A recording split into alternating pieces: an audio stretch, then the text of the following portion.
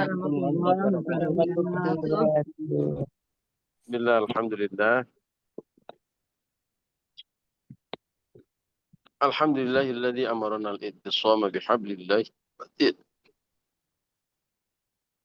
Salatu wassalamu ala sayyidil mursalin Muhammadin wa ala alihi wa ashabihi al-mujahidin at-tahirin. Subhanaka la ilma lana illa ma 'allamtana innaka antal alimul hakim. Rabbi ishrah li sadri wa yassir li amri wa hlul 'uqdatam min lisani yafqahu qawli. Rabbi zidni ilma warzuqni fahma bi rahmatika ya arhamar rahimin. لرضا الله ولشفاعة رسول الله ولكل نيتنا الصالحة الفاتحة. أعوذ بالله من الشيطان الرجيم. بسم الله الرحمن الرحيم. الحمد لله رب العالمين الرحمن الرحيم مالك يوم الدين. إياك نعبد وإياك نستعين اهدنا الصراط المستقيم صراط الذين أنعمت عليهم غير المغضوب عليهم ولا الضالين. رب اغفر لي ولوالدي ولجميع المؤمنين آمين. Bapak Ibu rahimakumullah, alhamdulillah pagi hari ini kita bisa berjumpa kembali silaturahmi dan insyaallah nanti akan ngaji bersama-sama. Jumat barokah, full berkah, tambah berkah dengan silaturahmi dan ngaji kita. Allahumma amin ya rabbal alamin. Bapak Ibu, mari kita lanjutkan ngaji Nashihul Ibad. Kita sudah sampai di bab ke-8. Bagian yang kesekian kalinya, atau bagian banyak. Karena kebetulan di bab 8 ini cukup panjang. Makalahnya 1, tapi isinya 3 bagian dan masing-masing bagian ada 3. Kita ada di bagian terakhir. Episode terakhir. Bagian terakhir adalah bab tentang hal-hal yang menghapuskan dosa kita atau kafarah. Ya. Di bagian terakhir ini kita akan mempelajari 3 hal yang bisa menghapus dosa kita. Kita sudah belajar 2 hal. Yang pertama yaitu isbahul wudu'i fis sabarat, menyempurnakan wudhu ketika cuaca sedang sangat ekstrim dinginnya. Kemudian yang kedua adalah wa naqlul aqdami ilal jama'ati, melangkahkan kaki menuju sholat-sholat berjamaah. Nah, sekarang bagian ketiga, apakah perkara yang bisa menghapuskan dosa? Mari kita pelajari bersama setelah pesan-pesan berikut ini.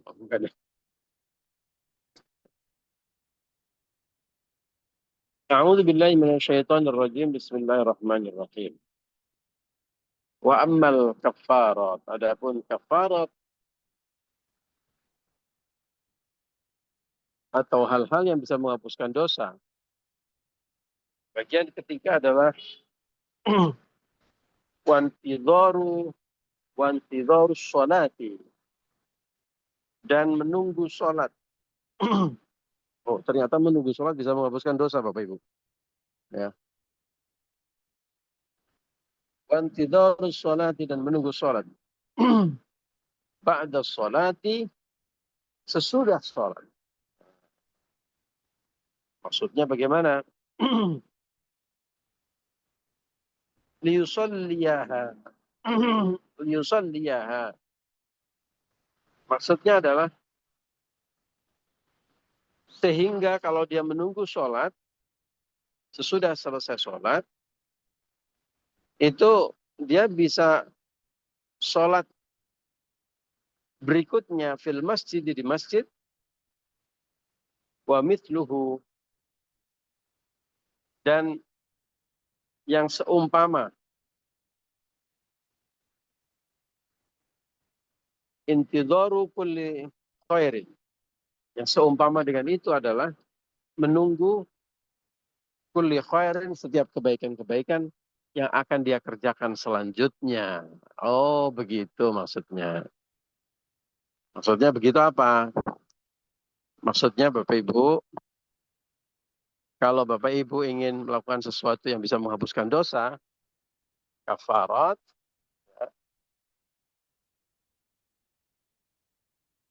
yang bagian ketiga adalah kalau kita sudah sholat, maka kita harus bersiap-siap untuk melakukan sholat berikutnya.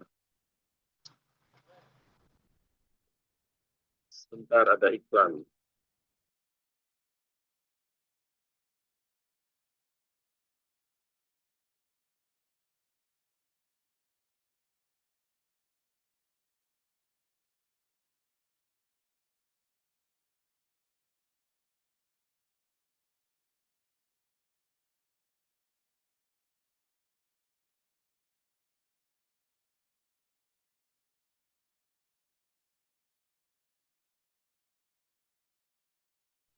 Ya, mohon maaf ada iklan lewat.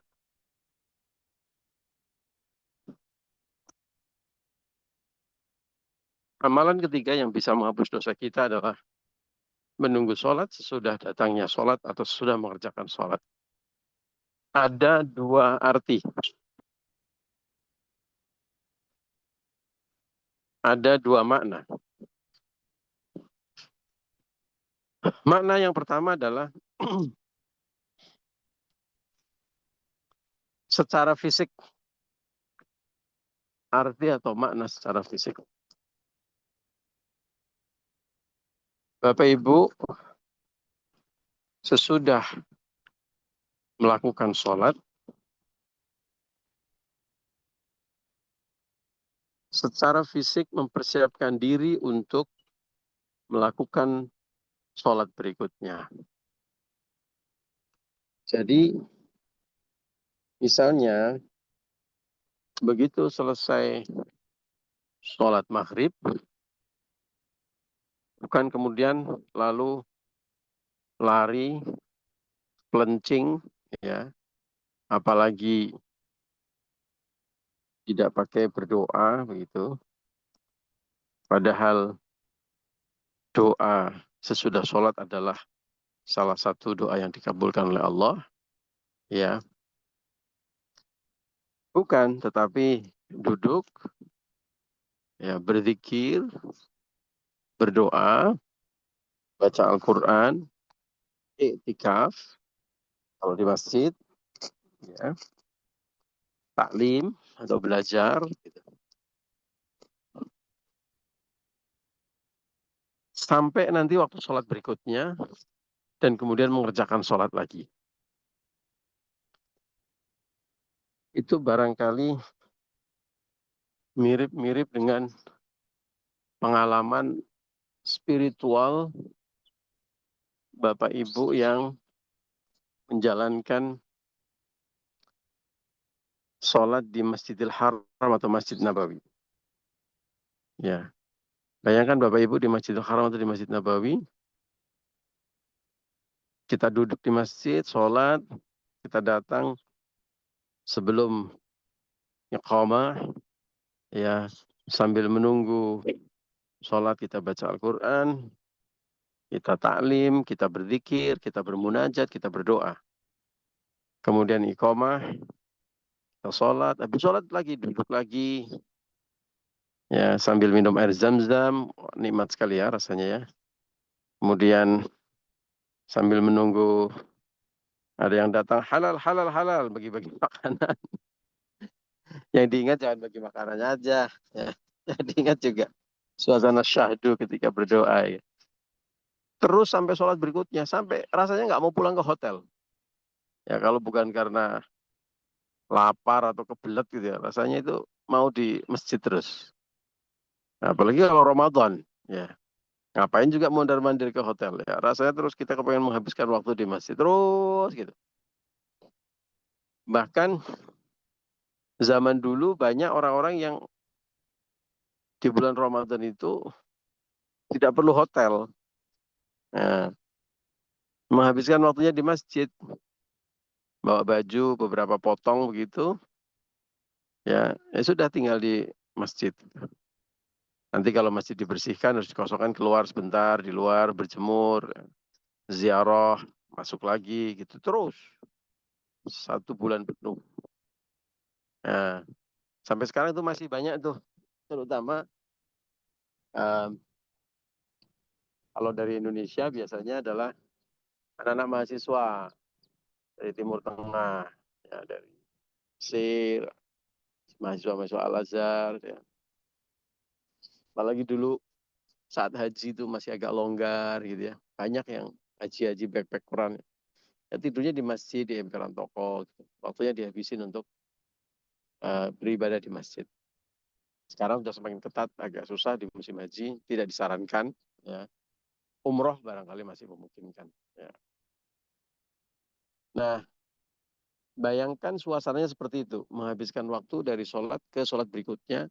Begitu selesai sholat, menunggu sholat berikutnya dengan apa? Menunggunya bukan dengan main game, dengan medsosan, bukan. Dengan beribadah.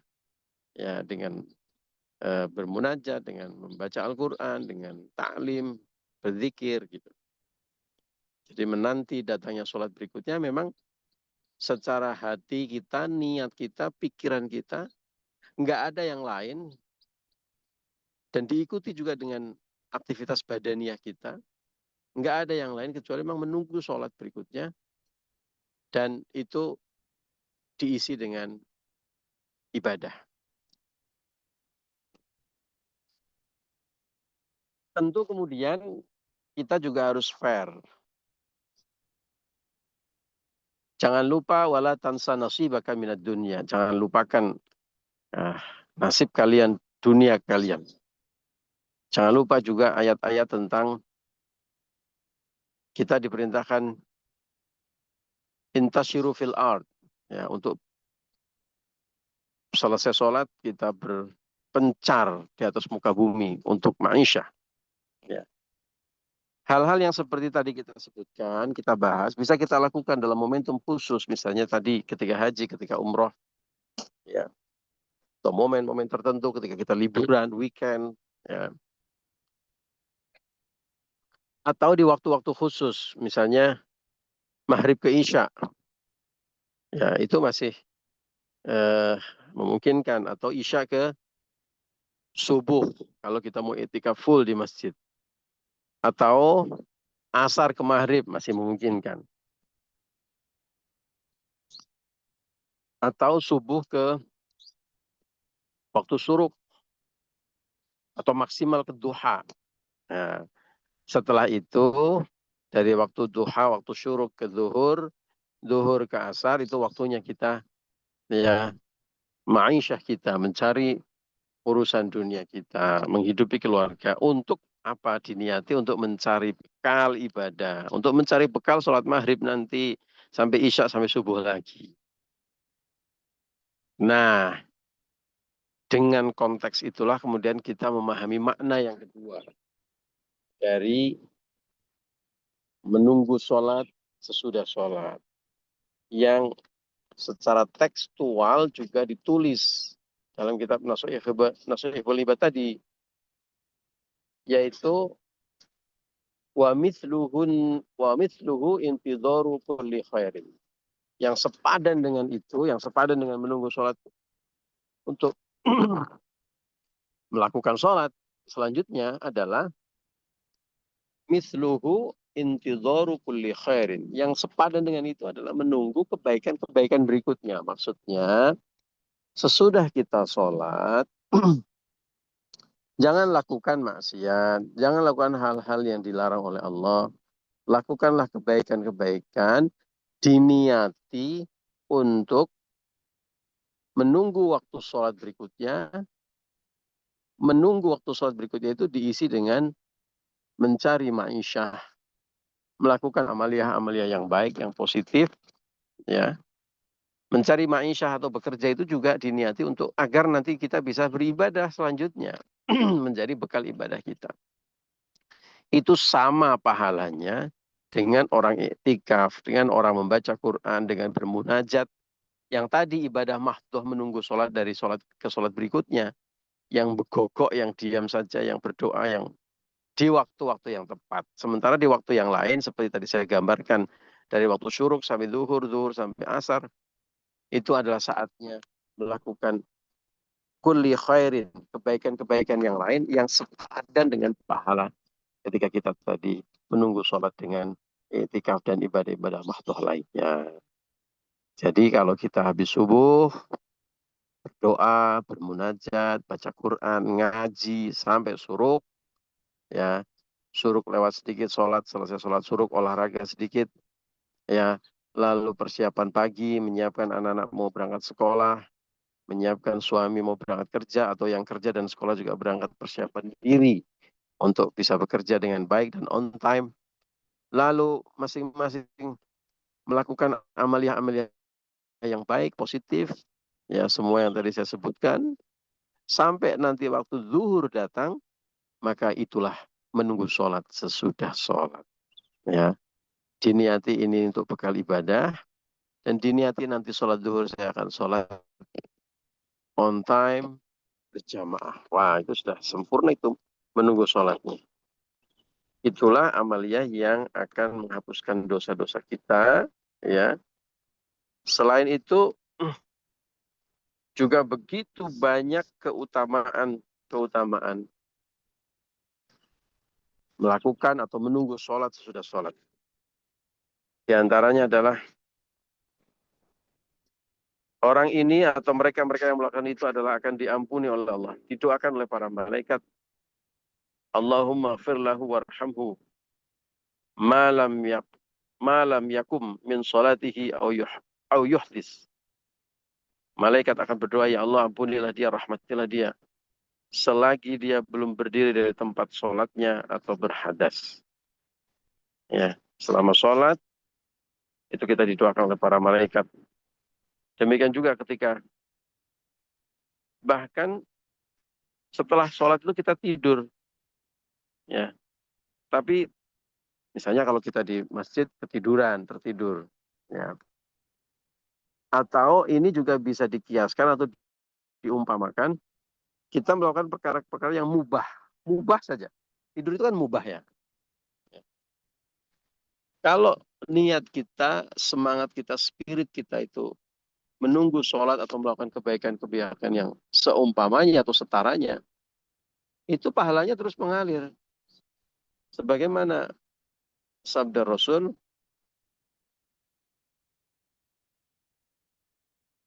"Shollan nasu." Seseorang sholat, ya, misalnya tadi sholat isya, atau sholat maghrib, ya. Habis sholat, i'tikaf, baca Quran, berzikir, bermunajat. Tapi kemudian dia warokodu, dia ketiduran, tidur. Ya.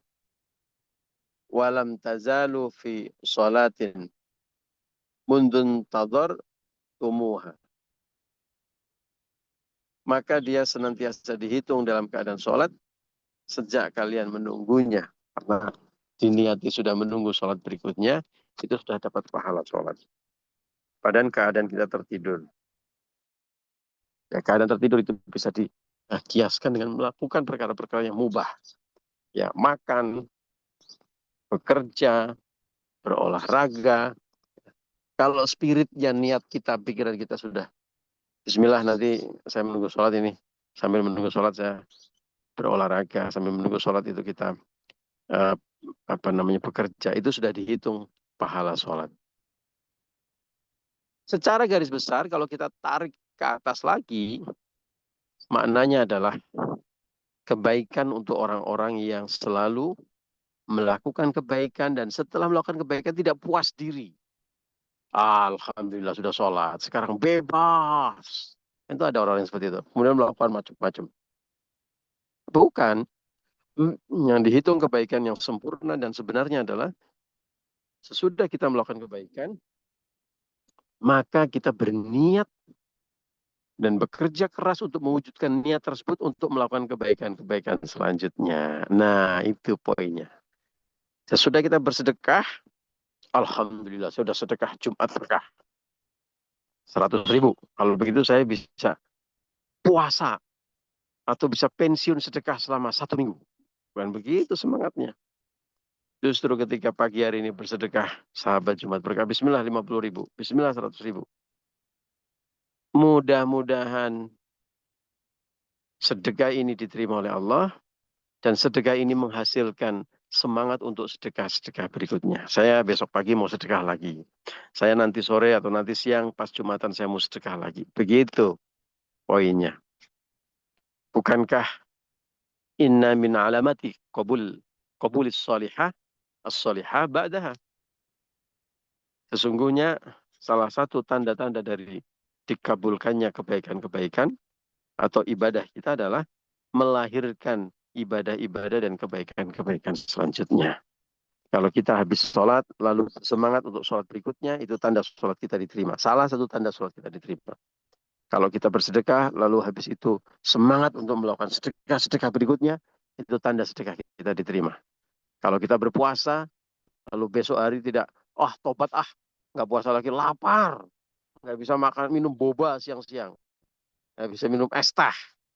Nah, itu question mark. Puasa kita kemarin itu kenapa? Karena terpaksa, karena tidak ikhlas dan sebagainya. Tapi kalau kita berpuasa dan alhamdulillah merasakan nikmatnya puasa dan besok pengen puasa lagi, itu tanda insya Allah puasa kita diterima. Dan Bapak Ibu, ibadah kita yang terutama saya ini yang tidak banyak ini, ya, mudah-mudahan diterima di sisi Allah, qabul dan melahirkan kebaikan-kebaikan serta ibadah-ibadah selanjutnya. Allahumma amin ya rabbal alamin. Demikian ngaji kita pagi hari ini. Mohon maaf atas segala kekurangan dan kekhilafan. Allahul muwaffiq ila aqwamit thoriq. Assalamualaikum warahmatullahi wabarakatuh.